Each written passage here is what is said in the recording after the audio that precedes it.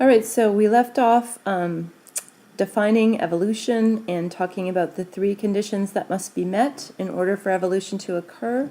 Now let's actually look at an example of how one can study natural selection in actual populations on Earth. And we're going to focus on finches in the Galapagos Island, which is something that Darwin also did.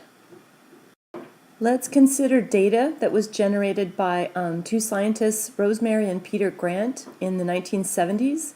They went to the Galapagos and they spent a considerable amount of time looking at different populations of finches there. Finches are really interesting organisms. They can show a lot of variety within populations in all areas on Earth, not just in the Galapagos. They got to the Galapagos, they invaded those islands from the Americas about 2 million years ago, and after that invasion they evolved into 13 distinct species. So the Grants focused on Daphne Major Island, which is about 0.3 square kilometers. It's pretty tiny, actually. It's not a big island, and they used a variety of well-established methods for studying these finch populations. They would catch adult birds and they would measure key traits such as beak, size, or length. And what do you think that might test? Well, beaks are incredibly important in eating, right? So the size of a beak is going to have all sorts of impact on the amount of nutrition that an organism receives, that a bird receives. They used colors, different color bands for all the individuals so that they could keep track of them. And they followed the survival and the reproduction of each of those individuals, and then they tried to correlate data on survival and reproduction with the measurements of the traits that they had earlier done. So they also they followed this through into the next generation, as all studies of evolution and genetics have to do. They banded the babies of that first generation while they were in the nests, and then and then they recaptured those babies when they were adults, and they measured their traits, and they compared the traits in the parents versus their adult offspring. And let's look at the data and the ways that they analyzed that data. So remember those three conditions required to show that evolution by natural selection has occurred. The first was the question, is there phenotypic variation? So phenotype is a measurable or observable trait. Remember that? And so they looked at body size, beak length, and beak depth. Beak depth is shown with the red lines in the figure here. And all three traits, in fact, showed tremendous variation within the population of finches that they were studying. So they met the first condition. All right, so like all good scientists, the Grants had to graph their data in order to detect patterns and to really understand it. So here we see a graph that was generated on parents, okay? And the parents the graph is showing us the number of finches going up the vertical axis and the beak depth. Remember I showed you a picture of what depth was on the previous slide, measured in millimeters. And so this is showing us a normally distributed set of data wherein it's fair to say that most finches have beaks of depth about 8.8 millimeters in size, but some of them are as small as 7.3 millimeters and others as large as 10.8 millimeters in depth. So there's variation in the parent population. The Grants then went on to collect the same types of data on the offspring, and obviously this was some time later. And then what they did is they took the average for each trait that they measured in the parents, and they graphed it versus the average for that trait in the offspring. So there's a lot of data going into the graph that is shown here. And what they're looking for is whether or not there's a mathematical relationship, and there is. We can see that there's a positive linear relationship between the value observed in that parent or those parents versus the values observed in their offspring. So here we can show that the trait, this kind of data is evidence that the trait of interest, that the variation in that trait actually has a genetic basis. It doesn't tell us how many genes were involved, although we know that things as complicated as beak length or depth are polygenic traits, or those that have many genes involved. But it does tell us that it's heritable, so we know that there are genes involved. And you can get a measure of this mathematically by looking at the strength of the relationship between traits in the parents and the traits in the offspring. In other words, how steeply rising is that line, and is it straight, and is the r² value that you could calculate for it close to 1 or not. This kind of relationship, as shown in this graph, indicates the percent phenotypic variation due to genes. That's the second condition, then, that has been met to show evolution by natural selection in this population. All right, well, so what? Now we have to still meet the third condition, which asks the question, does the phenotype of interest, does it actually affect their performance or their fitness? Remember, their ability to survive and reproduce. And so for this, we need to look at the conditions that were occurring in the Galapagos on this particular island and the nearby islands in the 1970s when the Grants were doing their studies. So the pictures on the left show what was happening. The top left picture is what the island would have looked like normally, and that's what it looked like in 1976. That's when the Grants were there. And the bottom left shows what was happening in 1977. And all those sort of dead-looking trees and the brownish earth are the result of a pretty severe drought that was happening at this point in time. So now we have a pretty severe change in the environment. I wonder what impact that is going to have on these organisms.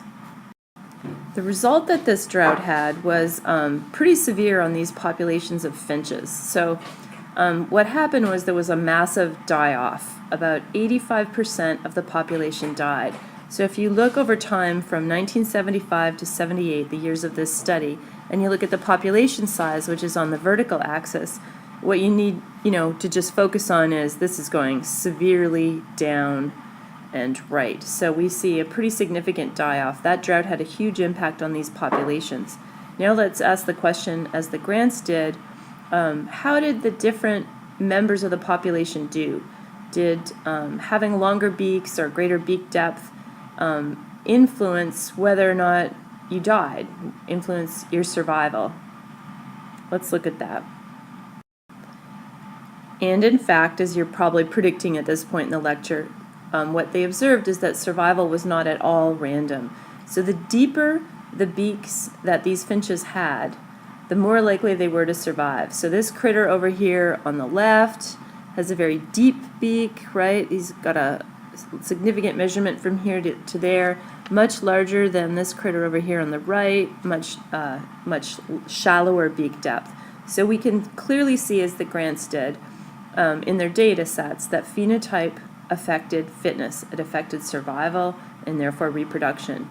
But why would that be? Well, the food supply changed. So let's consider that when the food supply changes and you're an animal that makes your living by foraging, then that is going to, your ability to forage is going to change, okay? And let's think about how that might or might not change.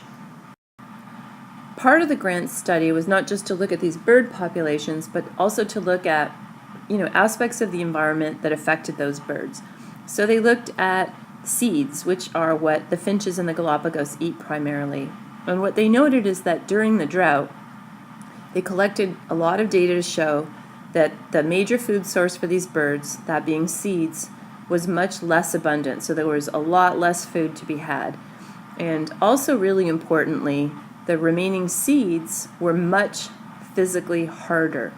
And so birds that had bigger beaks, i.e. deeper beaks, and also longer beaks, were much better able to crack open hard seeds and get the nutrition that they needed to survive.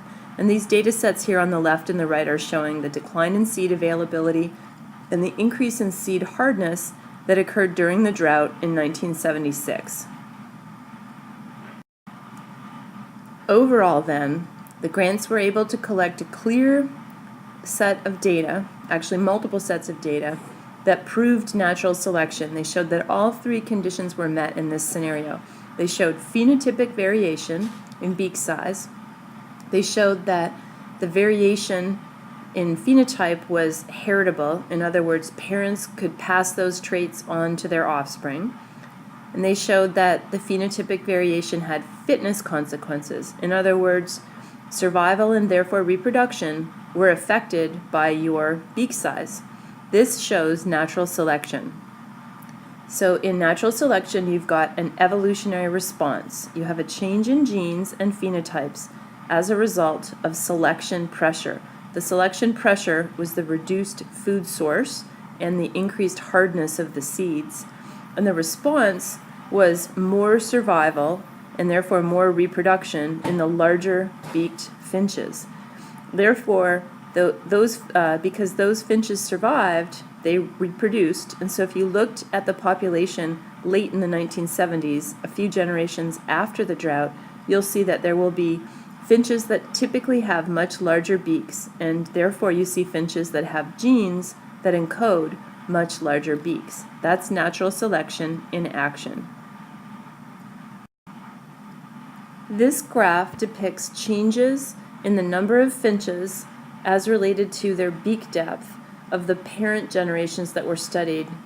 So in blue, we see the distribution that we saw earlier in beak size, wherein the average parents had beak sizes that were around 8.8 millimeters in depth. After the drought, when they looked at those same birds, when they looked at the survivors, okay, so they weren't looking at all the same birds because some of them had died, but they looked again at the parental generation, and they looked to see who was surviving, and they're shown here in purple. So you can see that there was a shift in the distribution of this particular phenotype, wherein most of the survivors had about an average beak depth of 10.3 millimeters. We see a shift to the right here. And now when you look at the offspring, which are shown on the bottom part of the figure, so we're 2 years later here, we're in 1978, this was back in 1976. So remember, they banded those offspring and they looked at them when they grew into adults, and they're measuring the same traits again. So they're still looking at beak depth, but you can see that the offspring have a typical beak depth of about 9.8 millimeters in depth. And so that's quite a bit larger than the 8.8 seen in the original pre-drought population of parents. So we're seeing here the transmission of genes that are encoding or associated with larger beak sizes, deeper beak depths within one generation. And we can say then that beak size has evolved in this population. You could say that the population of finches evolved to have larger beak sizes. Let's now continue to the third and final part of this lecture and consider some other examples of natural selection in action.